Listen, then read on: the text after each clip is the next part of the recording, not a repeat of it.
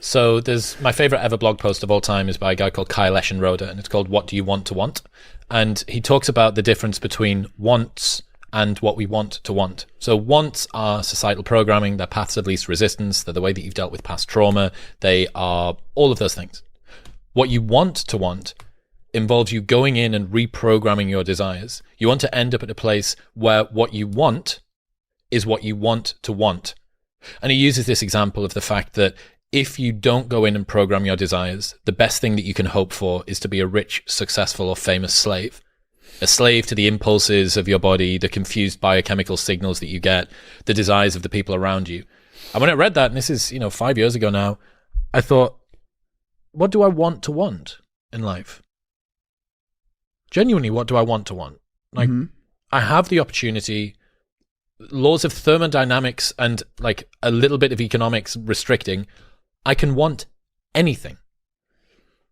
This is what we're talking about here. We're talking about digging away at all of the layers of ego and predisposition and expectation that you've built up and getting yourself to something that's firmer, getting yourself to something which is what you want to want. Yeah, I mean, I think there's a lot of validity in that, because basically like what you're saying is like a person wants certain things, and then maybe he realizes to some degree, like this maybe isn't my best interest. Like silly, like little hypothesis lurking in the back of the mind. Okay, so if I'm an autonomous being, I could more or less curate or decide what I want to want. So if that's a possibility, let's just look broadly speaking, what are some of the things that would maybe be in more of a best interest for me to want? And then you decide those things and you fixate in that pattern. Fixate in that direction.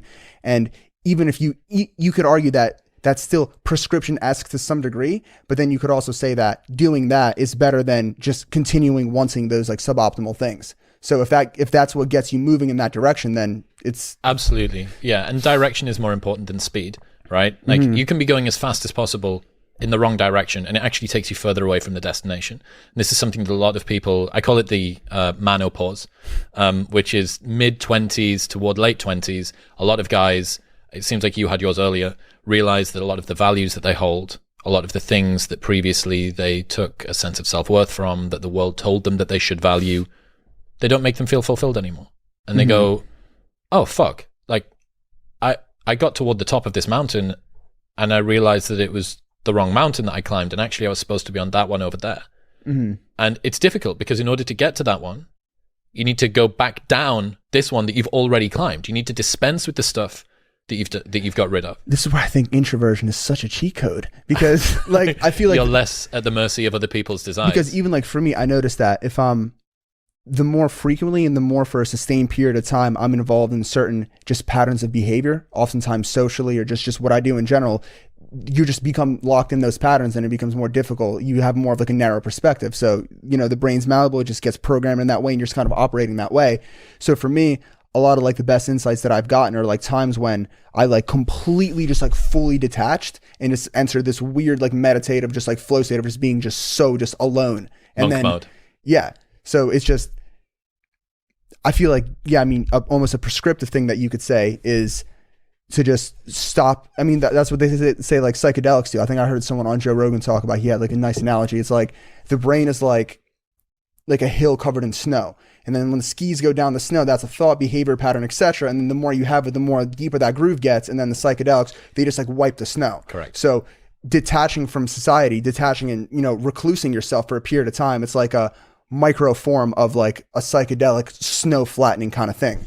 Because you're removing the external inputs as best you can. Yeah, removing the inputs, stopping the behavior patterns, just allowing yourself to see things differently and have different patterns. For the people who are thinking about monk mode, there's a really great blog post by Illimitable Man. If you just search Illimitable Man monk mode, it's 13 years old now, I think.